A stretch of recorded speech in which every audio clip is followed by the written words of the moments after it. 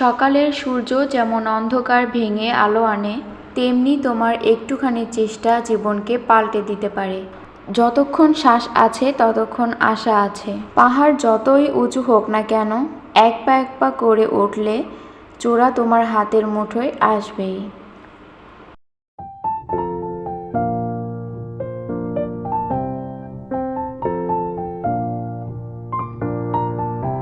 আসসালামু আলাইকুম।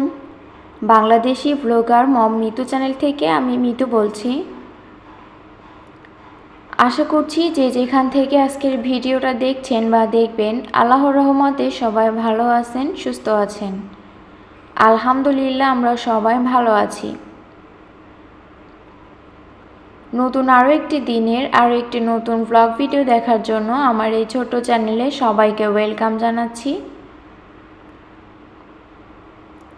আজকের ভিডিওটাও বরাবরের মতো সকাল থেকেই শুরু করেছিলাম। সকাল থেকে শুরু করলেই ভিডিওটা করতে ইচ্ছা করে।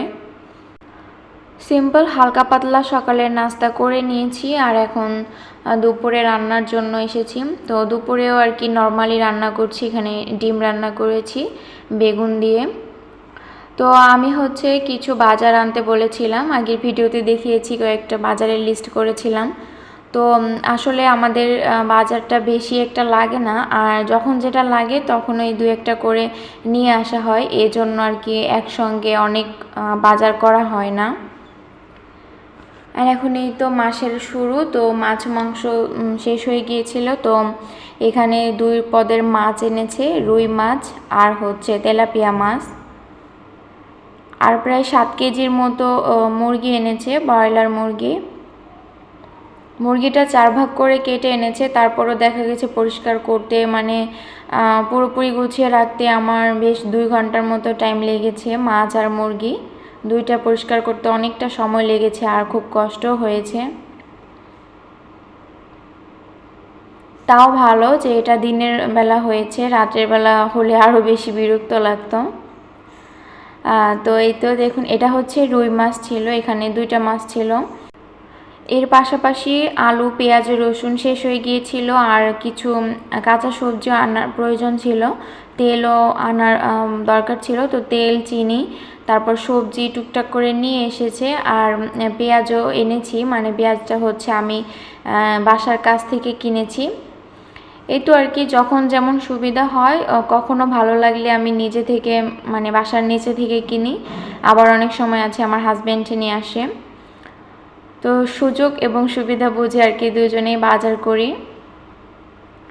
আর এই যে দেখুন, এখন এই মাছ মাংস এগুলো সব ধুইতে হবে, তারপরে মাংসের তো যে পা থাকে, ওই পা পরিষ্কার করতে গেলে আমার খুবই বিরক্ত লাগে। মানে মাংস কাটতে পরিষ্কার করতে যত সময় লেগেছে তার থেকে ডাবল সময় লেগেছে এই মুরগির পা পরিষ্কার করতে।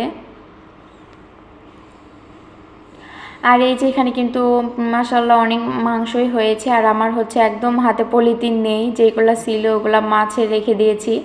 এখন হচ্ছে দেখাচ্ছিলাম যে পলিথিন নেই, এখন মাংস রাখবো পরে। হচ্ছে পাশের এক আন্টি আছে আমার, ওই আন্টির কাছ থেকে হচ্ছে পলিথিন নিয়ে এসেছি কয়েকটা, আর যে বক্স ছিল বক্সেও কিন্তু রেখেছি। আর হচ্ছে বাকিগুলা পলিথিন করে তারপরে হচ্ছে গুছিয়ে রেখেছিলাম। ভিডিওর এ পর্যন্ত যদি কেউ আমার সঙ্গে থেকে থাকেন, তো ভিডিওটিতে প্লিজ একটা লাইক দিয়ে পুরো ভিডিওটা কন্টিনিউ করবেন। ভিডিও কেমন লাগলো অবশ্যই একটা কমেন্ট করে জানাবেন।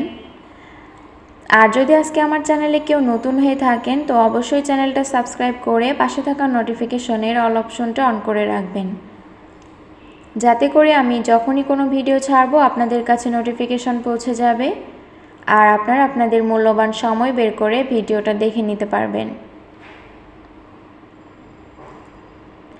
আর এখন হচ্ছে সন্ধ্যায়, তো আমি হচ্ছে কয়েক পিস মানে লেগ পিস রেখে দিয়েছিলাম, যে আমরা সন্ধ্যার সময় একটু ফ্রাই করে নাস্তা করব আর কি। তো শনিবার ছিল, এটা হচ্ছে শনিবারের ভিডিও। তো আমার হাজব্যান্ড বাসায় ছিল, তো ভাবলাম আজকেই বেস্ট সময়, আজকে এটা করে ফেলি। তারপরে হচ্ছে এই তো চিকেনগুলো ম্যারিনেট করে রেখেছিলাম, 5 মিনিটে রেখেছিলাম, বেশি সময় না। তারপরে এই তো আদার মধ্যে একটু জিরা, তারপরে হলুদ লবণ এগুলোর গুঁড়ি দিয়ে, মানে ময়দাটা আজকে আমি ময়দা দিয়ে করেছি। তো ময়দা দিয়ে করার ফলে কিন্তু খেতে খুব মজা হয়েছে। আর এক এক করে ভেজে নিয়েছি একদম হালকা জালে। বেশ অনেক সময় লেগেছে, এগুলো কিন্তু হালকা জালে অনেক টাইম ধরে ভাজতে হয়। আর এখানে 2টা পরোটা বানিয়ে তারপরে সেগুলো পিস করে কেটে নিয়েছিলাম। তো খেতে কিন্তু অনেক অনেক মজা হয়েছিল, মানে আমার হাজব্যান্ড আর আমার মেয়ে খুব পছন্দ করেছে। আর খেতে কিন্তু দারুণ হয়েছিল, একদম মানে কেনাটার থেকেও বেশি স্বাদ হয়েছিল। তো যাই হোক, অনেক প্রশংসা করে ফেললাম নিজেরটা নিজেরই।